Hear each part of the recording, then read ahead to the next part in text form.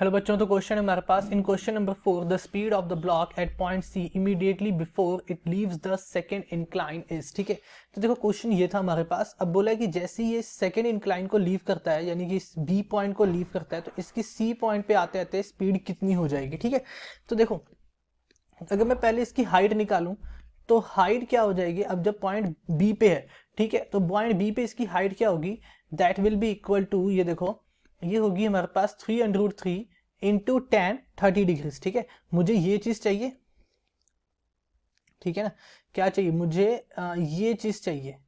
ठीक है, सॉरी ये हाइट चाहिए मुझे, मैं okay I need this height, मुझे ये हाइट चाहिए, मुझे बेस पता है, तो ये हाइट क्या हो जाएगा tan 60 इंटू 3√3। ठीक है, tan 60 इंटू 3√3 ये होगा चेंज इन द हाइट।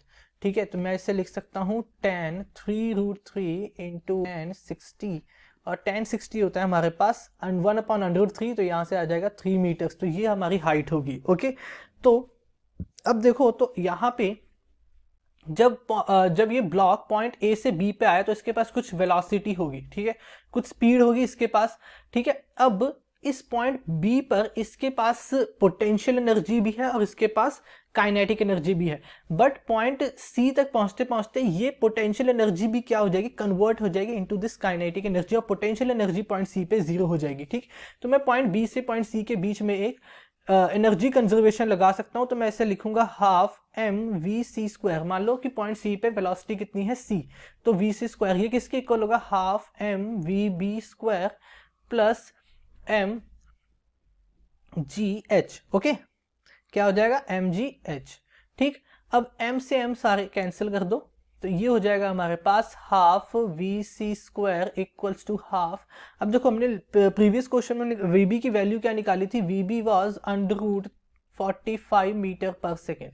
ठीक है, ये हमारे पास वीबी की वैल्यू थी, तो ये हो जाएगा 45, वीबी स्क्वायर है तो 45 हो जाएगा इंटू 45। ठीक है, इंटू 45 प्लस जी एच। ठीक है, वैल्यूज पुट करो यहाँ पे, तो ये हो जाएगा वी सी स्क्वायर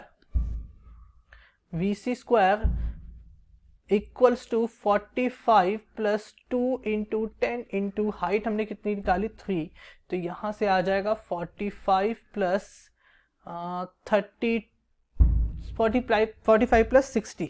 ठीक, तो ये हो जाएगा V C square equals to 105 metre square per second square, और मैं इसे लिख सकता हूँ V C equals to √105 metre per second, तो ये हमारा आंसर होगा, यानी ऑप्शन बी इज करेक्ट।